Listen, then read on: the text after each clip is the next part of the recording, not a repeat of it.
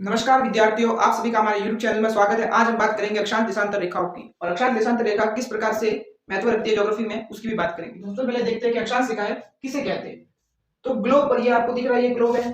Globe पर पूरब से पश्चिम की ओर खींची जाने वाली एक प्रकार की काल्पनिक रेखाएं।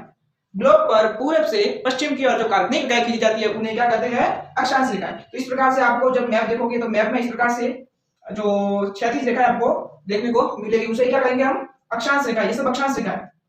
और बात करते हैं देशांतर रेखा किसे कहते हैं। तो देशांतर रेखा ग्लोब पर उत्तर से, ये उत्तर है और ये दक्षिण है, उत्तर से दक्षिण की ओर खींची जाने वाली काल्पनिक रेखा को क्या कहते हैं? देशांतर रेखा। क्या कहते हैं? ग्लोब पर उत्तर से दक्षिण की ओर खींची जाएगी रेखा तो उसको कहेंगे काल्पनिक रेखा, और जो पश्चिम, पूरब से पश्चिम की ओर खींची जाएगी उसको कहेंगे अक्षांश रेखा।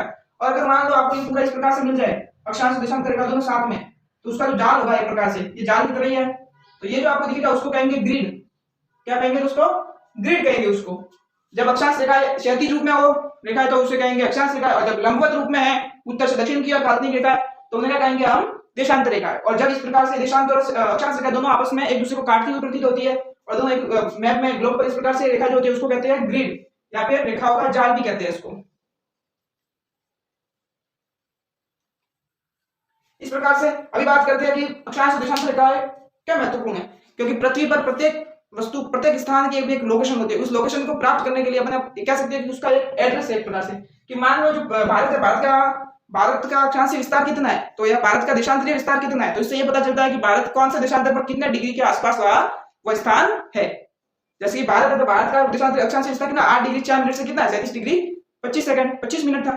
तो उसी प्रकार से देशांतरीय विस्तार की बात करें तो देशांतर रेखा और अक्षांश रेखा किसी भी स्थान, किसी भी पृथ्वी पर किसी भी स्थान की लोकेशन जानने के लिए और उसका समय ज्ञात करने के लिए अक्षांश और देशांतर रेखाएं महत्वपूर्ण है। अभी बात करते हैं कि अक्षांश रेखा ग्लोब पर कितने पाई जाती है कुल मिलाकर।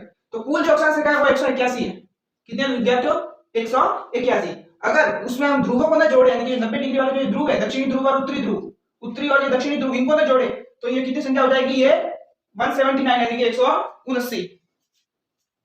अब बात करें देशांतर रेखाओं की, तो ये जो वृत्त होता है, ये जो पूरा वृत्त होता है वो कितने डिग्री का होता है? आपने मैथ में पढ़ा होगा 360 डिग्री का होता है।